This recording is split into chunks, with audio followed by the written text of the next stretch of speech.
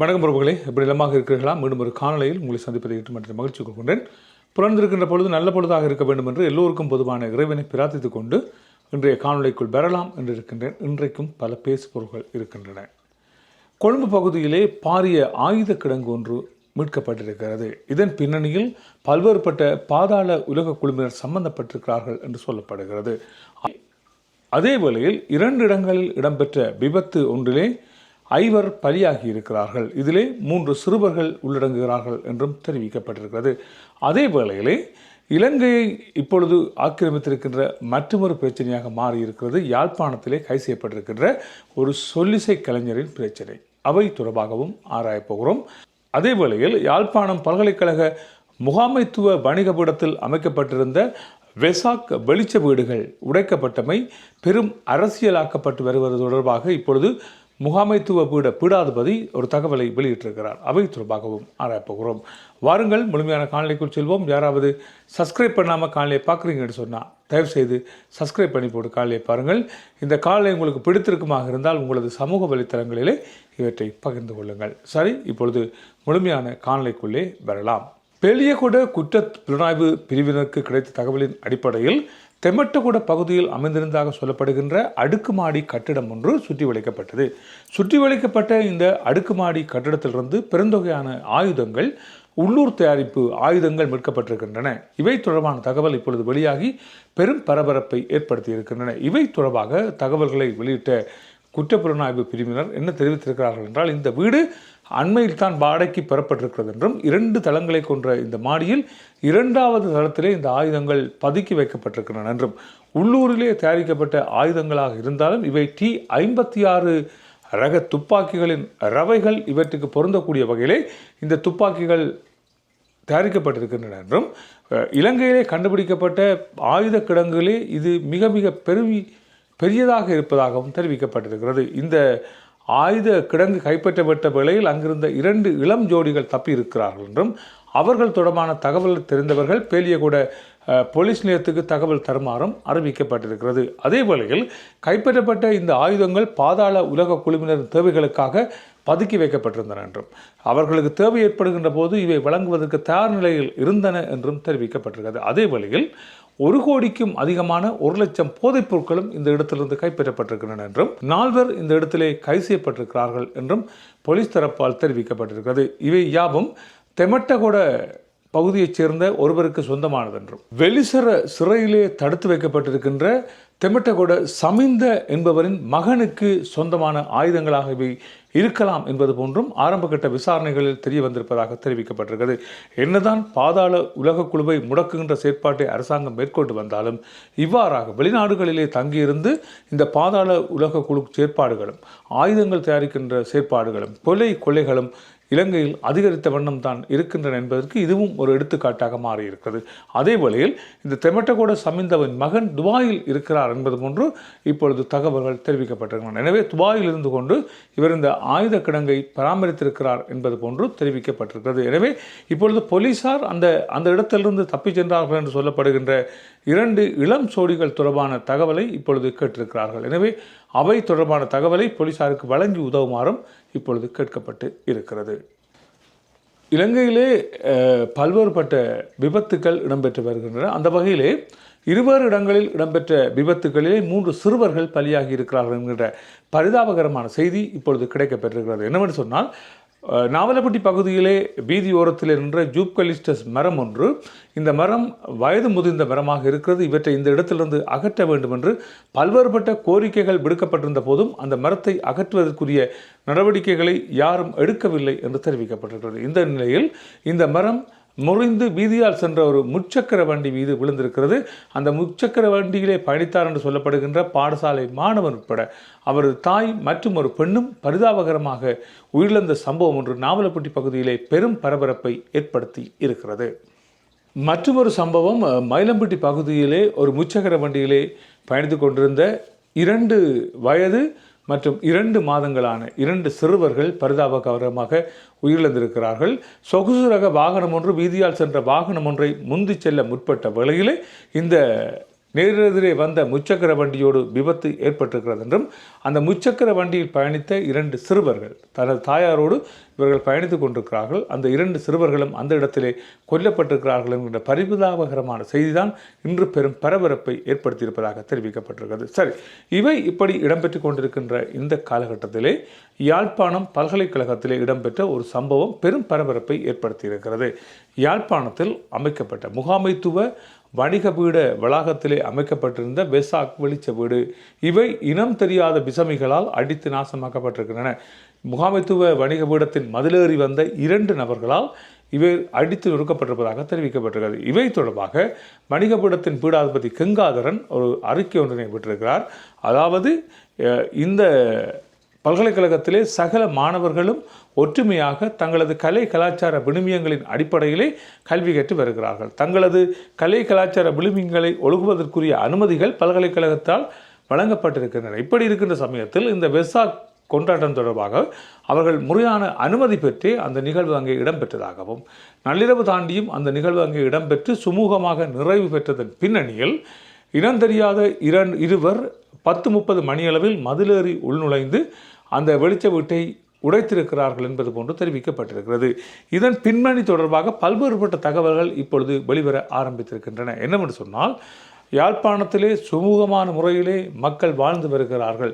எனவே இவர்கள் மத்தியில் ஒரு கலவரத்தை ஏற்படுத்த வேண்டும் என்பதற்காகவும் ஒரு ஆட்சி மாற்றத்துக்காக கொலை செய்த கும்பல்கள், உங்கள் பலருக்கு தெரியும், ஒரு ஆட்சி மாற்றம் வேண்டும் என்பதற்காக ஒரு தேவாலயத்திலே கொண்டு வைத்து கொலை செய்த கும்பல் இப்பொழுது கையில் எடுத்திருக்கின்ற ஒரு விடயமாக இது பார்க்கப்பட்டிருப்பதாக பலரால் விமர்சனம் எழுந்திருக்கிறது. இவை தொடர்பாக பல்வேறுபட்ட விஷம் கக்குகின்ற வார்த்தைகள் இப்பொழுது சமூக வலைத்தளம் எங்கும் உலாவி வருகின்றன. ஒரு சிறிய விடயத்தை வைத்துக்கொண்டு அவற்றை பெரிதாக்குவதற்காக யாழ்ப்பாணத்திலே இயங்கி வருகின்ற தென்னிலங்கையைச் சேர்ந்த ஒரு அரசியல் கட்சியின் அடிவருடியாக இருக்கின்ற ஒரு நபரினால் திட்டமிட்ட வகையிலே இவை செய்யப்பட்டிருக்கின்றனவா என்பது போன்றுதான் இப்பொழுது கருத்துக்கள் முன்வைக்கப்படுகின்றன. அவர் தெரிவித்திருக்கின்ற கருத்துக்களின் அடிப்படையில், அதாவது சிங்கள மாணவர்களால் வடிவமைக்கப்பட்ட, சிங்கள மாணவர்களால் கொண்டாடப்பட்ட வெசாக் கொண்டாட்டத்தின் போதுதான் இந்த வெசாக் கூடுகள் அடித்து நொறுக்கப்பட்டிருக்கின்றன என்று அவர் தமிழ் மற்றும் சிங்கள மொழிகளில் சிங்கள மக்களுக்கு புரியக்கூடிய வகையிலே தெரிவித்திருக்கின்ற கருத்து சிங்கள மக்கள் மத்தியிலே பெரும் ஆத்திரத்தை ஏற்படுத்தியிருப்பதாக தெரிவிக்கப்படுகிறது. இது ஒரு இன முறுகலை ஏற்படுத்துகின்ற ஒரு செயற்பாடாக அந்த நபரால் முன்னெடுக்கப்பட்டிருக்கிறது. எனவே அந்த நபர் மீதுதான் இப்பொழுது அனைவரது பார்வையும் திரும்பி இருக்கின்றன. இந்த நபரின் ஏற்பாட்டின் பேரில் தான் இந்த வெசாக் கூடுகள் உடைக்கப்பட்டனவா என்கின்ற ஒரு சந்தேகம் இப்பொழுது எழுந்திருக்கின்றன. நான் யாரை குறிப்பிடுகிறேன் என்பது உங்கள் பலருக்கு புரிந்திருக்கும். அவர் தெரிவித்த கருத்துக்களின் அடிப்படையில் இப்பொழுது சகோதர சமூக வலைத்தளங்கள் எல்லாம் குமுற ஆரம்பித்திருக்கின்றன. யாழ்ப்பாணத்தில் சிங்களவர்களுக்கு எதிராக வேலை செய்ய ஆரம்பித்திருக்கிறார்கள் என்பது போன்று இப்பொழுது பல்வேறுபட்ட சமூக வலை கருத்துக்கள் வெளிவந்திருக்கின்றன. தமிழர்களுக்கு எதிரான பல்வேறுபட்ட கருத்துக்கள் அங்கே தெரிவிக்கப்பட்டிருக்கின்றன. எனவே இவை தொடர்பாக தகுந்த நடவடிக்கைகள் எடுக்கப்பட வேண்டும் என்பதாக கருத்துக்கள் முன்வைக்கப்பட்டு வருகின்ற அதே வேளையில் இது தமிழ் சிங்கள முஸ்லிம் மாணவர்களால் ஒற்றுமையாக செய்யப்பட்ட ஒரு கொண்டாட்டமாக இருக்கிறது. அந்த பல்கலைக்கழகத்திலே சகல இன மக்களும் தங்களது சமய சமூக விழுமியங்களை கடைபிடிப்பதற்குரிய அனுமதிகள் வழங்கப்பட்டிருக்கின்றன. மாணவர்கள் ஒற்றுமையாக தங்களது செயற்பாடுகளை மேற்கொண்டிருந்தாலும் கூட வெளியில் இருக்கின்ற இந்த ஒற்றுமையை விரும்பாத ஒரு சக்தியால் தான் இவை செய்யப்பட்டிருக்கிறது என்பது போன்றும் இவை தொடர்பான விசாரணைகள் இப்பொழுது கோப்பாய் போலீசாரால் மேற்கொள்ளப்பட்டு வருகின்றன என்றும் மிக விரைவிலே இதற்குரிய கைதுகள் இடம்பெறும் என்பது போன்றும் தெரிவிக்கப்பட்டிருக்கிறது. சரி, இவை இடம்பெற்றுக் கொண்டிருக்கின்ற இந்த காலகட்டத்திலே அடுத்த ஒரு விடயம் பெரும் பரபரப்பை ஏற்படுத்தி இருக்கிறது. நாவக்குழி பகுதியிலே ஒரு சொல்லிசை பாடலை பாடினார் என்கின்ற அடிப்படையிலே கைது செய்யப்பட்டிருக்கின்ற ஒரு வடமாகாணத்தினுடைய பிரபல பாடகர்.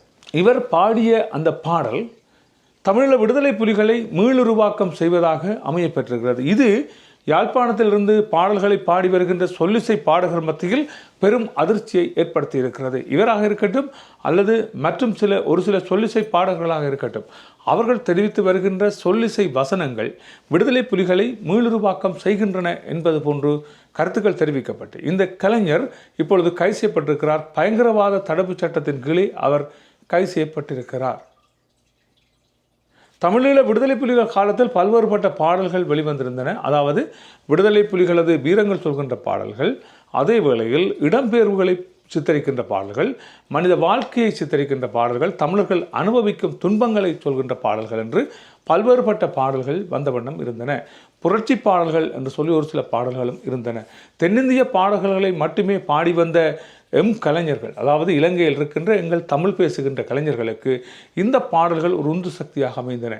தமிழில் விடுதலை புலிகளால் உருவாக்கப்பட்ட பல்வேறுபட்ட பாடல்கள் உலகம் பூராவும் பரவி தாயக பகுதிகளில் அவை இப்பொழுது பாடுவதற்குரிய ஒரு சில அனுமதிகள் வழங்கப்படாதிருந்தாலும் கூட இசை நிகழ்ச்சிகளிலே அவை பாடப்பட்டு வந்தன.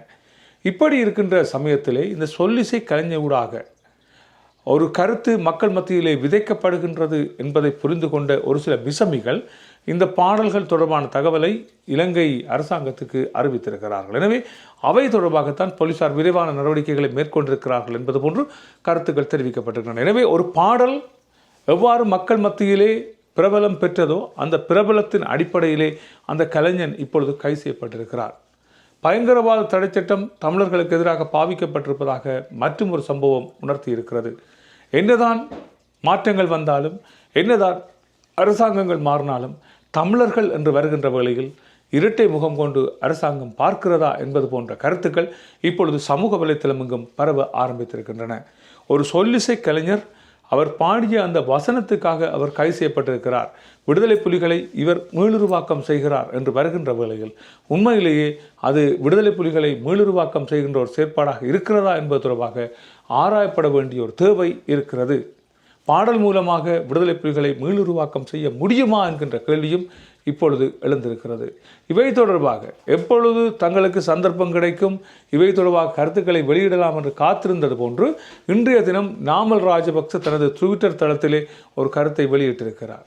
அதிலே அவர் இந்த கலைஞர் கைதுக்கு எதிராக பல்வேறுபட்ட கருத்துக்களை முன்வைக்கிறார். உங்கள் பலருக்கு தெரியும், முள்ளிவாய்க்கால் நிலைவேந்தல் இடம்பெற்ற வேளையில் அவற்றுக்கு எதிராக பல்வேறுபட்ட கருத்துக்களை தெரிவித்த தென்னிலங்கை இப்பொழுது இந்த கலைஞருக்கு எதிராக, கலைஞரின் கைதுக்கு எதிராக இப்பொழுது கருத்துக்களை தெரிவிப்பது நகைப்புக்குரிய ஒரு விடயமாக இருப்பதாக பார்க்கப்படுகிறது. உங்கள் பலருக்கு தெரியும், இனி அடுத்தடுத்து வருவார்கள். விமல் வீரவன்சமாக இருக்கட்டும், உதய ஹம்பமிலவாக இருக்கட்டும், சரத் வீரசூரியாக இருக்கட்டும், இவர்களெல்லாம் தொடர்ந்து வருவார்கள். இந்த கலைஞரின் கைதுக்கு எதிரான கருத்துக்களை தாங்கள் தெரிவிக்கின்றோம் என்பது போன்று பல்வேறுபட்ட கருத்துக்கள் தென்னிலங்கை அரசியல்வாதிகளால் தெரிவிக்கப்படும் என்று தெரிவிக்கப்படுகிறது. எனவே இவரின் கைது தொடர்பாக உடனடியாக நடவடிக்கைகள் எடுக்கப்பட வேண்டிய ஒரு தேவை இருக்கிறது. இவை தொடர்பாக கலைஞர்களும் விழிப்பாக இருக்கப்பட வேண்டிய ஒரு தேவை இருக்கிறது. என்று சொன்னால் கலைஞர்களும் அவர்களது கலைகளும் அடியோடு நசுக்குகின்ற ஒரு செயற்பாட்டை இந்த என்பிபி அரசாங்கம் செய்கிறதா என்கின்ற ஒரு கேள்வியும் இப்பொழுது எழுந்திருக்கிறது. அது மாத்திரமல்லாமல் இன்னும் ஒரு விடயம் நாமல் ராஜபக்சவால் சுட்டிக்காட்டப்பட்டிருக்கிறது. என்பிபி அரசாங்கத்தின் நாடாளுமன்ற உறுப்பினராக இருக்கின்ற ஒரு நபர் தமிழீழ விடுதலை புலிகளின் பாடல்களை தனது பிரச்சார உத்தியாக பாவித்திருந்தார். அப்பொழுது அவருக்கு எதிராக இந்த பயங்கரவாத தடை சட்டம் பாவிக்கப்படவில்லை. ஆனால் ஒரு அப்பாவி இளைஞன் அந்த பாடலை தனது சமூக வலைத்தளம் வெளியிட்டிருக்கின்ற வேளையில் அவர் கைது செய்யப்பட்டிருக்கிறார் என்கின்ற விடயமும் இப்பொழுது பேசுபொருளாக வருகின்றது. எனவே உங்களுக்கு வருகின்ற வேளையில் அது தக்காளி சட்னி, எங்களுக்கு வருகின்ற வேளையில் இரத்தமா என்பது போன்று பல்வேறுபட்ட விமர்சனங்கள் இப்பொழுது சமூக வலைத்தளங்களில் எழுந்திருப்பதை பார்க்க முடிகிறது. ஏனென்று சொன்னால் உங்கள் பலருக்கு தெரியும், பேர்டன் என்று சொல்லப்படுகின்ற ஒரு சொல்லிசை கலைஞன் எவ்வாறு தனது சொல்லிசை மூலம் பல்வேறுபட்ட கருத்துக்களை மக்கள் மனங்களில் விதைத்தான் என்பது புரியும். அவற்றுக்கு பயந்தே அரசாங்கம் இவ்வாறான செயற்பாடுகளை செய்கிறதா என்பது போன்றும் ஒரு கருத்துக்கள் முன்வைக்கப்படுகின்றன. பார்ப்போம், இவை தொடர்பாக இனி அரசாங்கம் நல்ல நடவடிக்கை எடுக்குமா, அல்லது இந்த கலைஞர்கள் மதிக்கப்படுவார்களா, அல்லது கலைஞர்கள் தொடர்ந்தும் அமுக்கப்படுவார்களா என்பதை நாங்கள் தொடர்ந்து பார்த்து கொள்ளலாம். சரி, இவை இப்படியாக இருக்கின்ற இந்த வேளைகளை செம்மணி பகுதியிலே செம்மணியினுடைய 3ஆம் கட்ட அகழ்வு பணி இடம்பெற்று வருகிறது. 15 நாட்களை தாண்டி இருக்கின்ற இந்த வேளையில் 6 எண்புக்கூட்டு தொகுதிகள் அடையாளம் காணப்பட்டிருப்பதாக தெரிவிக்கப்பட்டிருக்கிறது. இந்த 3வது அகழ்வு பணியின் போது மொத்தமாக 37 எலும்புக்கூட்டு தொகுதிகள் அடையாளம் காணப்பட்டிருக்கிறதாக தெரிவிக்கப்பட்டிருக்கிறது. எனவே தொடர்ந்தும் அங்கே அகழ்வு பணிகள் இடம்பெற்று வருகின்றன. பல்வேறுபட்ட எண்புக்கூட்டு தொகுதிகள் மீட்கப்பட்டு வருகின்றமை குறிப்பிடத்தக்கது. ருகுணு பல்கலைக்கழக மாணவர்கள் இவற்றுக்கு அனுசரணை வழங்கி அங்கே வந்து அந்த மீட்பு பணிகளிலே ஈடுபட்டு வருகிறார்கள் என்றும் தெரிவிக்கப்பட்டிருக்கிறது. தமிழர் பகுதிகளிலே 1996ஆம் ஆண்டு இடம்பெற்றதாக சொல்லப்படுகின்ற அவலத்தின் பின்னணியில் கொன்று புதைக்கப்பட்ட மக்களின் புதைகுழிகளாக இவை இருக்கலாம் என்பது போன்றும் பல்வேறுபட்ட சான்று பொருட்கள் அங்கிருந்து மீட்கப்படுகின்றன என்றும், நேற்றைய தினம் கூட தாயந்து பகுதி போன்று ஒரு பகுதி மீட்கப்பட்டிருக்கிறது என்பது போன்றும் தெரிவிக்கப்பட்டிருக்கிறது. மீட்கப்படுகின்ற இந்த எண்புக்கூட்டு தொகுதிகளுக்கு என்ன நடைபெறும் என்பது இனித்தான் தெரிய வரும். நல்லது உறவுகளே, இவைதான் இன்றைய செய்தி குறிப்பாக இருக்கின்றன. மற்றும் ஒரு செய்தி குறிப்பிலே உங்களை சந்திக்கலாம். அதுவரை அன்பு வணக்கங்களை கூறி விடப்படுகிறேன். நன்றி, வணக்கம்.